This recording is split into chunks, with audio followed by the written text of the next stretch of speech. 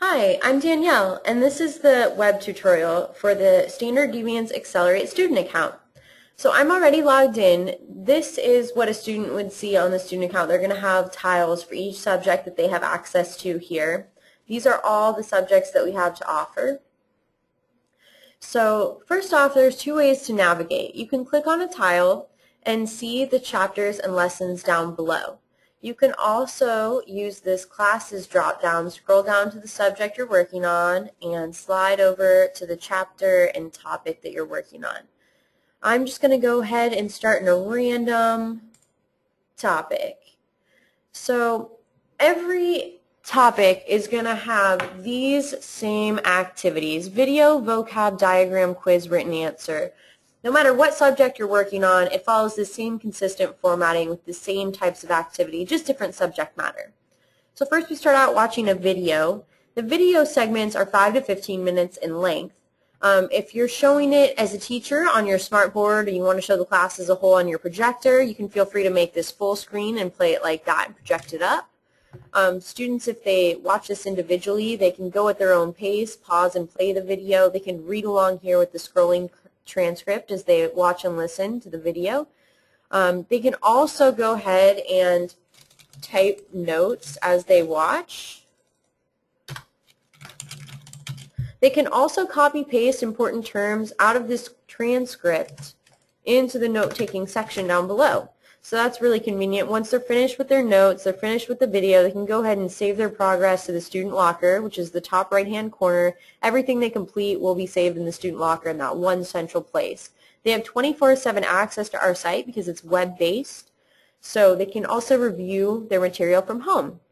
Another thing is everything is printable as well, so if they want to print out their notes, they can feel free to do that on this page or from the student locker. Next we have vocabulary review. These key terms were pulled directly out of the video the student just watched. Students can actually click the word. An element is a substance in its purest form. That means it contains only one type of atom. So they can also hear the word and definition read off to them, which is a great feature. And then we move along to a diagram.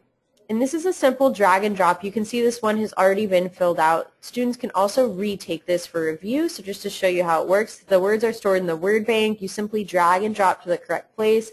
It won't stick unless you get it correct. It also tracks how many clicks it takes. It took you 4 tries to complete this diagram. So immediately when the student is finished, this box will pop up letting them know how they did. Click OK to clear the message. Now, if they click above 150% threshold on this assignment, which would be 6 clicks, it would send the teacher a red flag RTI alert that the teacher would receive on the teacher account next to that particular student's name. And then once they get into that student's grades and they're looking at that student and their progress, they can see that the red flag was for the biology, molecules and cells, introduction to biology, chemistry of life, diagram. So it tells you the chapter, the topics, and what assignment you're receiving the red flag for and why. So it will also say clicked above threshold. So that's really nice, and then the teacher can intervene however they see fit. Next we have a quiz. So this is a review of the video content the students just watched. All these questions came directly from the video. So they should have learned all this material. As you can tell, this one has already been corrected, so it's complete. Students can also retake this for review. The only score that is recorded is the first time they take it. So they're going to simply bubble in the correct answers, click submit at the bottom, which is throw it against the wall and see if it sticks. Immediately it's graded, the grade is sent to the teacher account, saved to the student account. This box pops up letting them know how many questions they got incorrect and correct. So you got all questions wrong. Click the see video link to review. Click OK to clear the message. Simply scroll up to see how you did, and every incorrect answer will be in red text and the correct answer will be shown in green with the see video link next to it. When they click that, the relevant video clip out of the longer portion they already watched pops up, explaining the answer to that particular question. So they can go ahead and watch the video to review and see why they got that question incorrect. So they get instant video feedback, which is great because we always want people to learn from their mistakes, of course. And printable as well, everything's printable. Next we have a written answer. How does form follow function in biology? So this question acts as a theme throughout the whole subject. Every written answer will have this question, and students constantly are referring back to this question with everything they're learning in each topic. So it acts as a theme to connect all the topics together. They type their answer down here, click Save to Locker, and it's also submitted to the teacher account when they click Save to Locker. Teachers can grade this with the editable rubrics that we have on the teacher account. They can also print this, and another benefit to these written answer activities is if a student completes all of these, they can use them on a portion of the final that we've created, like an open note benefit. So all their hard work on these will really pay off. Then the student will move along to the next topic, and they'll move along topic by topic until they reach the chapter review. But I'm going to go ahead and skip to the chapter review just to show you all what activities we have to offer there. Chapter review. So the chapter review starts out with a group activity. Students are going to break up into groups of 3 to 5 students each. Each group gets assigned, or you can let them choose an audience group, and you can assign them, or they can choose one of these topics at the bottom to present. And each audience group comes with specific parameters for how the lesson should be taught. And they should take about 15 to 20 minutes to develop a mini lesson plan about 5 minutes in length, teaching one of the topics to the class. If you don't have time for that, then you can have groups present to other groups. So the parameters are really fun, like mime says no speech or drawing allowed. Teach the topic through gestures or choreograph or dance. Props may be used. So this is meant to be a fun activity to get students to think outside the box, but also under the guiding notion that if they really have mastered the material, then they can explain it in a clear way. And we have a separate editable rubric for teachers to use on this assignment as well. And it's printable, so you can print this, hand it out to students, or have them print this, or have them simply look at this activity on the computer. Next, we have a post-test. So this is one of my favorite activities. And the reason is, the good news, all questions have come from the quizzes the students have already taken. So they've seen all of these questions before. But the bad news is it's all the questions that this student in particular got incorrect. So the best news is it's their second chance, like their double take, which is why you see this kind of take two. So this activity is differentiated for every student, assuming each student got different questions correct and incorrect. So should be different for every student. It is 10 questions in length for every student, no matter how many they got right or wrong. So if they get 100% on everything, they're still going to have 10 questions. It will be randomly pooled high and low questions.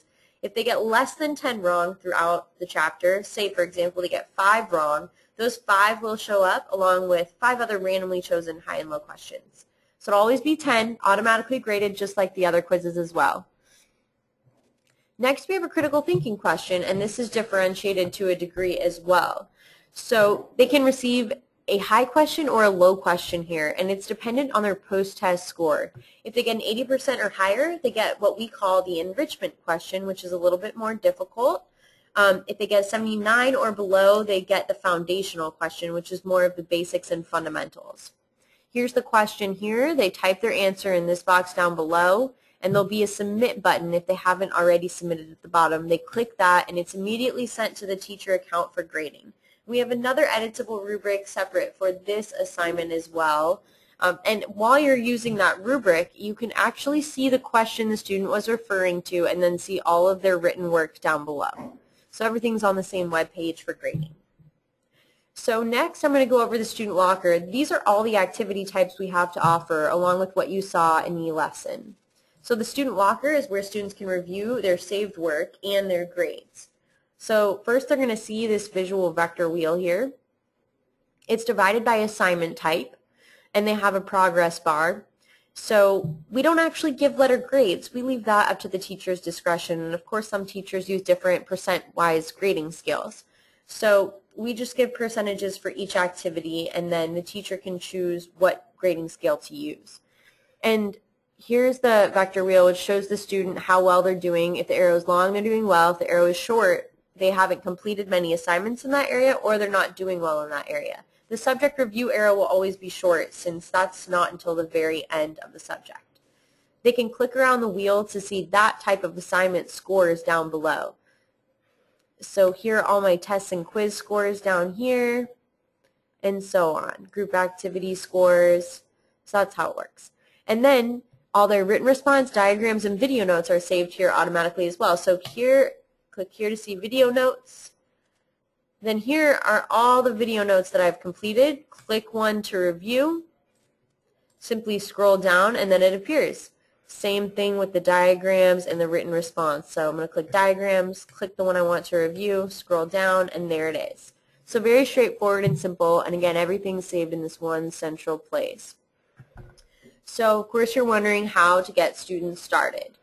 So teachers on their teacher account are going to create class periods under each subject that they teach. And every time they create a class period, a unique invite code is created for that class. This will be explained on the teacher account tutorial. However, that invite code is really the key for students to log in on our home page. They're going to click create new account, input their name, email, password, and the invite code for the specific class period that they're in, and then create their account. Then from then on out, they just log in with their email and password. So very straightforward. If you have questions about any of the editable rubrics, please watch the teacher account tutorial, and then feel free to contact us if you have questions. Thank you for watching. Have a great day.